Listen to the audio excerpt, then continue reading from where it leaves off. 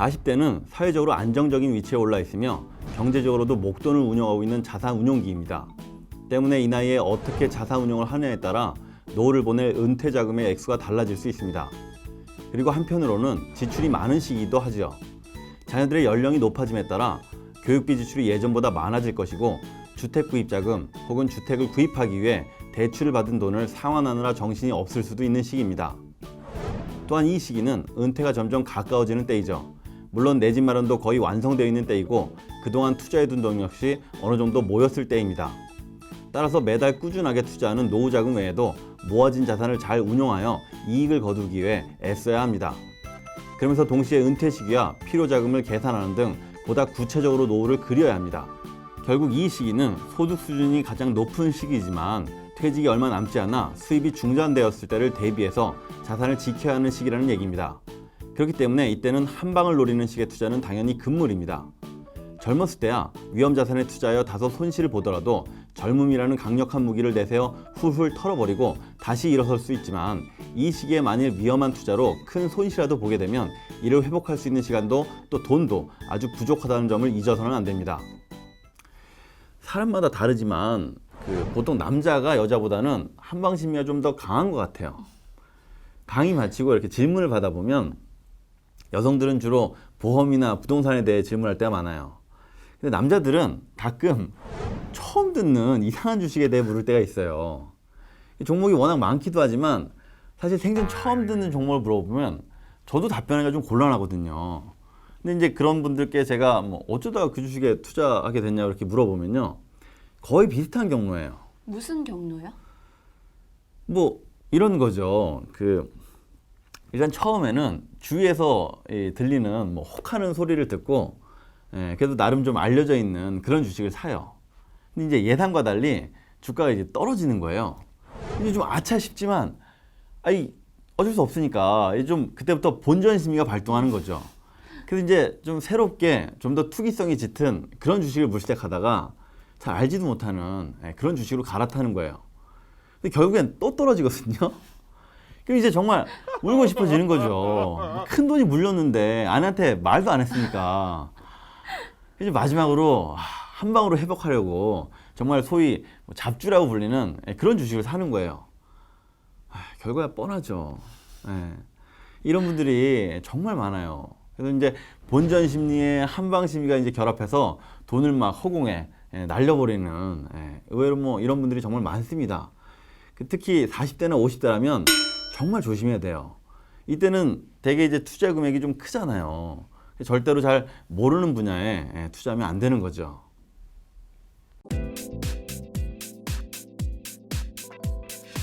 그러므로 이때는 은퇴를 하여 소득이 줄거나 아예 중단되더라도 현재 쓰는 만큼의 돈을 충당할 정도의 소득을 지속적으로 낼 수 있도록 자산을 지키는 자세가 중요합니다. 그러려면 위험 자산의 규모는 점점 줄이고 안정 자산과 유동 자산의 규모를 점차 늘려가며 현재 소득 규모 정도로 수익을 창출할 수 있도록 그렇게 하는 재무 설계 전략이 필요하다고 할 수 있겠습니다. 그리고 또한 노후 자금 마련에 타격을 줄 정도로 자신의 능력에 버거운 큰 집을 마련하고 애쓰는 것은 자칫 어리석은 일이 될 수 있다는 점을 알아두어야 합니다. 물론 내 집 한 채 갖는 것이야 큰 문제될 것이 없겠죠. 하지만 아시다시피 우리나라 사람들이 집과 부동산에 대한 애착이 강하다 보니 그동안 큰 집을 선호하는 경향이 있어 왔습니다. 하지만 이로 인해 노후 자금 마련에 여유가 없게 되고 주택대출 원금 상환과 이자를 갚느라 가계 전체가 위기에 빠질 수 있다면 어떻겠습니까? 그러니 집을 마련하더라도 꼭 자신의 능력에 맞는 집을 사야 하겠죠. 또 한 가지, 지출이 많아지는 시기다 보니 퇴직금 중 일부를 미리 받아 쓴다거나 지금까지 노후를 위해 납입했던 개인연금 등을 해지 혹은 이를 담보로 대출을 받는 경우가 생길 수 있습니다. 이러면 당장에는 여유가 생겨 생활이 편해지는 것처럼 느껴질지 모르지만 장기적인 시각으로 보면 큰 손해일 수 있습니다. 노후를 위해 목표했던 금액에 차질이 생기면 물론이거니와 복리의 효과로 얻어지는 수익률까지 포기하는 것이기 때문입니다. 따라서 재무 설계에서 정해놓은 목적 자금은 가급적 다른 용도로 쓰지 않는다는 원칙을 세울 필요가 있습니다. 과거에 퇴직금 제도에서 퇴직연금 제도로 바꾸면서 기업들이 중간정산을 많이 실시했어요. 퇴직연금 제도면 퇴직금을 일시금으로 주던 걸 연금으로 나눠주는 거 아니에요? 그렇죠. 맞아요. 그런데 이 제도를 바꾸면서 기업들이 그동안 쌓여있던 퇴직금을 중간 정산한 거예요. 그러니까 한마디로 계속 이렇게 쌓아두었다가 훗날 근로자가 이제 회사를 그만두면 연금으로 이제 지급해야 하거든요. 근데 중간에 계산하기 편하게 미리 다 줘버리고 다시 시작해 버리는 바람에 근로자 입장에서는 뭐 일부를 미리 땡겨받은 것이 되는 거거든요. 어차피 그 받을 돈 받은 건데 뭐가 문제예요? 되게 이제 퇴직금을 중간 정산으로 목돈을 받게 되면 노후 자금으로 생각해서 따로 저축하는 게 아니라 자동차를 새로 구입하거나 주택 자금으로 뭐 써버린다거나 못 갔던 해외여행 같은 걸 가면서 이제 쉽게 소비하는 경우들이 많은 게 문제예요. 그러니까 이렇게 되면 장기간 쌓여가고 축적되어져야 될 이 퇴직금이 그냥 한꺼번에 줄어드는 바람에 노후의 3대 기둥이라고 할 수 있는 퇴직연금도 함께 줄어들 수밖에 없는 거죠. 아무래도 줄어든 만큼 좀 불안해질 수밖에 없죠.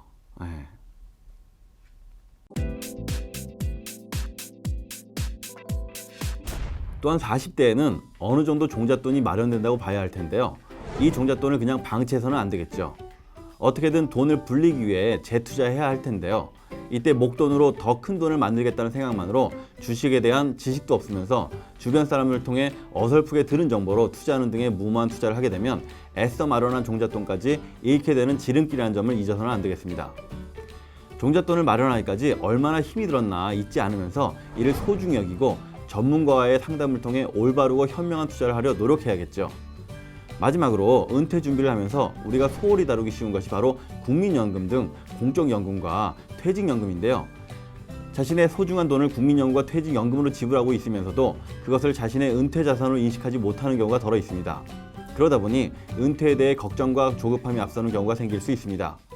개인연금에 가입하는 등 개인적인 은퇴 준비를 서두르는 것도 좋습니다만 그 전에 자신의 수입 중 상당 부분이 국민연금과 같은 공적연금과 퇴직금에 적립된다는 사실을 인식하고 이를 은퇴자산 포트폴리오의 일부로 여겨 전체적인 은퇴 준비의 윤곽을 명확하게 하는 것이 좋습니다. 투자 얘기가 나와서 말인데요. 보통 40대 넘어가면서 자산이 좀 쌓이거든요. 그러다 보니 자연히 요 목돈을 좀 어떻게 잘 굴려볼까, 뭐 더 키울 수 없을까 생각이 들게 돼요. 근데 이제 문제는 대부분 투자 지식이 없는 상태에서 무턱대고 이제 주식 투자에 뛰어들다 보니 잃는 경우가 정말 많습니다. 그래서 이제 제가 인터넷에서 좀 본 내용인데 좀 소개해 드리려고요. 뭔데요? 결혼과 주식 투자의 공통점. 하나, 희망찬 기대를 가지고 시작한다. 둘, 해도 후회하고 안 해도 후회한다. 셋, 겨우 종목을 골랐는데 그때부터 단점이 보이기 시작한다. 마지막 넷, 자기는 이미 하고선 남한테는 절대로 하지 말라고 말린다. 자, 아 진짜 4번은 그런 것 같아. 그런 것 같죠?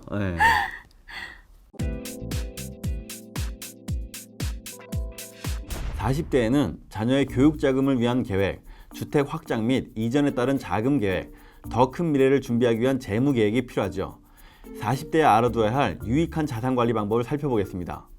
첫째, 자녀의 교육 자금 마련 계획을 세워 실천합니다.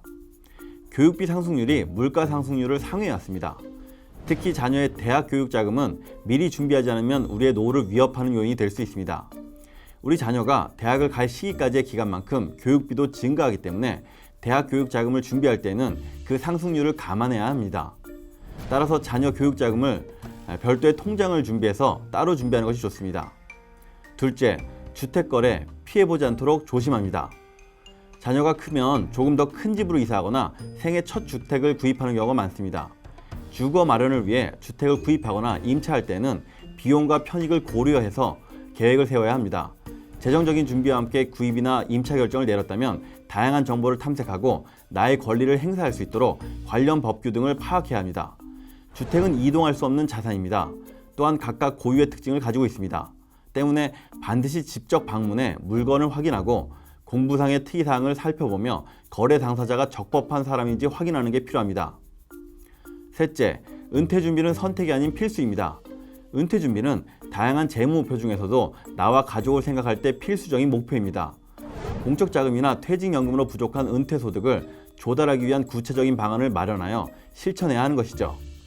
아직까지 은퇴 필요 자금을 계산해 보지 않았다면 바로 당장 그러한 계산을 해봐야 할 때인 것입니다. 그리고서 하루라도 빨리 시작하는 것이 중요합니다. 그 자신과 가정의 재무 진단을 원하면요, 그 금융감독원 홈페이지에 참 쉬운 재무 진단이라는 게 있어요. 예. 은퇴 후에 이제 자신이 원하는 생활비 수준으로 생활할 수 있는지 좀 본인이 이제 직접 알아볼 수 있는 프로그램이거든요. 아직 은퇴 자금도 계산해 보지 않았다면 인터넷 통해서 혼자 해봐도 도움이 될 거예요.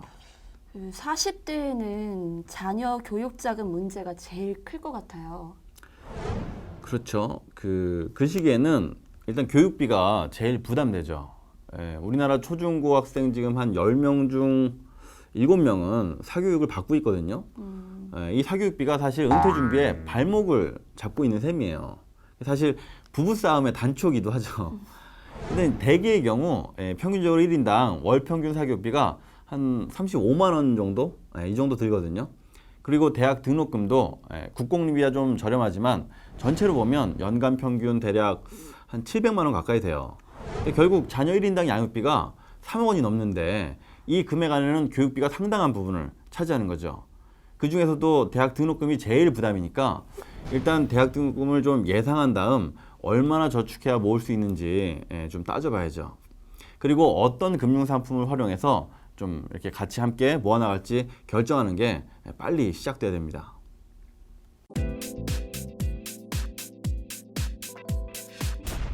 나는 천체의 운행은 계산할 수 있지만 인간의 광기는 계산할 수 없다. 근대 과학의 선구자 아이작 뉴턴이 말입니다. 천재 과학자 뉴턴도 주식에 투자해 거의 전 재산을 날린 적이 있죠. 종잣돈이 커지면 커질수록 쉽게 불리고 싶은 욕망이 부풀기 쉽습니다. 결국 자산 관리의 핵심은 마음을 다스리는 게 아닐까요? 돈에 휘둘리지 않고 돈을 다스리는 삶, 충전스쿨의 양보석이었습니다. 감사합니다.